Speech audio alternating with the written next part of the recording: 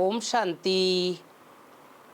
प्यारे भाइयों बहनों, जून माह में हम सभी प्यारे बाबा के साथ अति मीठी, अति प्यारी मम्मा को भी हम सब बहुत प्यार से याद कर रहे हैं।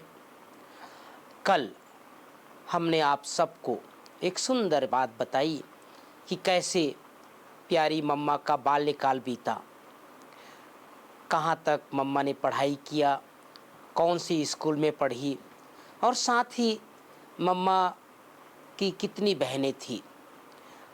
मम्मा के परिवार के बारे में आप सबको अवगत कराया कि उनके पिताजी की आकस्मिक निधन हो गया था। तत्पश्चात मम्मा सिंध हैदराबाद में गई और वहाँ पर प्यारे बाबा के संपर्क में आई। बाबा ने पहले दिन बहुत प्यार से दृष्टि दिया, थोड़े समय ज्ञान में चलने लग गई और उसके बाद एक सुंदर बात मम्मा को कहा कि मम्मा, सूट बूट वाले से शादी करोगी या फिर पीताम्बरधारी से। तो मम्मा ने एक सेकंड में फैसला कर लिया। उसके बाद प्यारी मम्मा का जीवन पूरा बदल गया। यज्ञ में आने के बाद सभी मम्मा को, जो कि उसका लौकिक नाम राधे था, मम्मा कहकर संबोधित करने लग गए। बाबा भी अर्थात ब्रह्मा बाबा भी कभी कभी बेटी कहते थे और कभी मम्मा कहते थे और कभी कभी मम्मा और बेटी दोनों शब्द कहकर संबोधन करते थे। राधे बनी ओम राधे। लौकिक नाम जैसे कि हम सब सुनते आ रहे हैं कि राधे थी, लेकिन राधे के साथ साथ बाबा और यज्ञ में जितने भी बाबा के बच्चे थे सभी ओम राधे कहकर पुकारने लग गए। और चूँकि मम्मा को सब मम्मा कहने लग गए तो मम्मा का जो शारीरिक ढांचा था, शारीरिक हाव भाव था, वो भी उसी तरह का परिवर्तन होने लग गए। अर्थात जैसे मम्मा को देखते ही लोगों को ऐसा लगता था जैसे हमारी माँ है।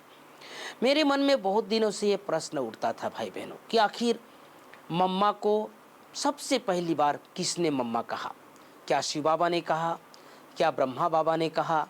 क्या बड़ी दादी ने कहा? लेकिन आज मुझे पता चला और आप सबको बताती हूँ मुझे खुशी हो रही है कि पहली बार सबसे पहले मम्मा शब्द का उच्चारण किया दादी निर्मल शांता जी ने, क्योंकि वो बहुत छोटी थी, प्यारे बाबा की लौकिक पुत्री थी। तो बाबा ने ही उनको मम्मा के सानिध्य में पलने के लिए और बढ़ने के लिए और पढ़ाई के लिए मम्मा के सानिध्य में रखा। तो सबसे पहली बार दादी निर्मल शांता जी ने मम्मा को मम्मा शब्द कहा और तब से ही ये प्रचलन में आ गया कि मम्मा जो है हम सबकी माँ है। बाबा की जो लौकिक पत्नी थी यशोदा, यशोदा भी कई बार जब भी मम्मा से मिलती थी तो मम्मा को मम्मा कहकर संबोधन करती थी। और ऐसा भी सुनने में आया है उन दिनों जो भी ब्रह्मावत्स से बाबा के बच्चे थे सभी मम्मा के गोद में बैठते थे। तो यशोदा जो माता जी थी बाबा की लौकिक धर्म पत्नी, वो भी मम्मा की गोद में बैठती थी। उसके पीछे एक कारण था भाई बहनों कि जब भी यशोदा माँ मम्मा के सामने आती थी तो मम्मा का साक्षात्कार होता था श्री लक्ष्मी के रूप में। अब आप कल्पना कीजिए 17 साल की उम्र, 18 साल की उम्र और कितना एक नया पार्ट मम्मा का उसी समय से प्रारंभ हो गया और एक यज्ञ में मम्मा का रोल बड़ा विचित्र पार्ट चालू हो गया। सभी लोग उसको मम्मा कहने लग गए और जो भी देखते थे उनको श्री लक्ष्मी का साक्षात्कार होने लग गया। और कल हम आपको थोड़ा बताएंगे कि दादी प्रकाश मणि जी का कैसा अनुभव रहा मम्मा के बारे में। आज मैं आपको आगे थोड़ा बताना चाहता हूँ दूसरे दिन का संदेश। मम्मा जब अव्यक्त हुई 24 जून को, कल आपको हमने 26 जून का संदेश सुनाया था और आज का जो संदेश है ये 27/6/1965 की है। गुलजार दादी जी के द्वारा ये संदेश है जो बहुत ही सुनने लायक है और सुन करके हम सबको समझना भी है। नियम प्रमाण भोग स्वीकार कराने के बाद आज मिठी माँ को आलमाइटी बाबा के साथ गद्दी पर विराजमान देखा, अर्थात वतन में, सूक्ष्म वतन में। दोनों आपस में बातें करने में इतने मग्न थे जो कुछ सेकंड तक हमें देखा ही नहीं। ये गुलजार दादी बता रही है। आकारी बाबा, फरिश्ता स्वरूप में ब्रह्मा बाबा और मम्मा दोनों इतने बातें में मशगूल थे, इतने मगन थे कि गुलजार दादी के तरफ बाबा और मम्मा का ध्यान नहीं गया। फिर बाबा ने कहा, मम्मा आपके लिए यज्ञ प्रसादी आई है, आज तो आप भोजन ही भूल गई ना। फिर माँ सुना रही थी कि बाबा आज मुझे कह रहे थे, ये गुलजार दादी जी को मम्मा सुना रही है कि आज मुझे कह रहे थे मम्मा आज आपको सेवा अर्थ भेजूं। बाबा मम्मा को कह रहे थे कि आपको सेवा अर्थ धरती पर यह साकार दुनिया में भेजूं।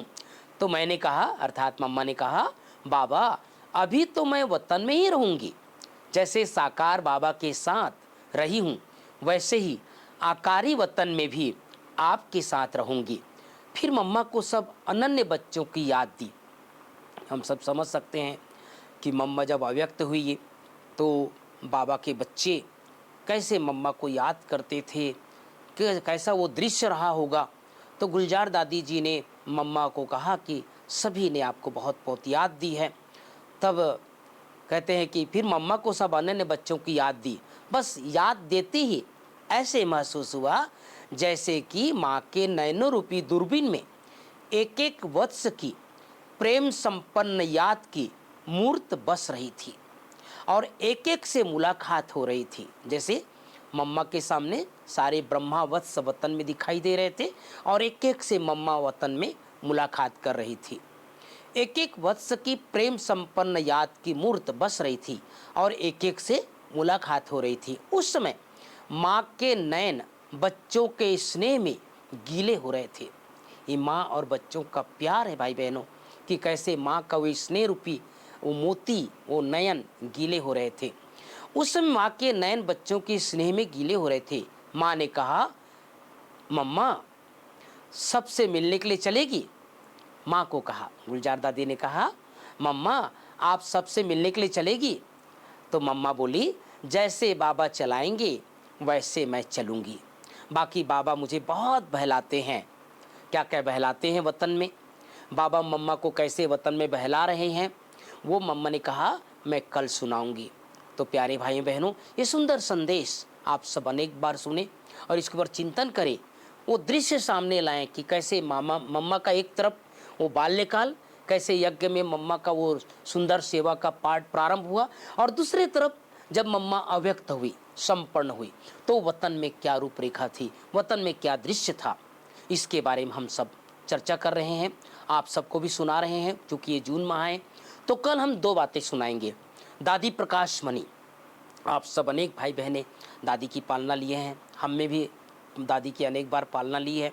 तो दादी का क्या अनुभव रहा मम्मा के साथ का, क्योंकि मैं थोड़ा सा बता देता हूँ, एक ही स्कूल में दोनों साथ पढ़े हैं। तो मम्मा के बारे में दादी का क्या विचार था, क्या अनुभव था, वो कल सुनेंगे। और तीसरे दिन का संदेश वो कल हम आपके साथ चर्चा करेंगे। आज के लिए बस इतना ही, कल का इंतज़ार कीजिए।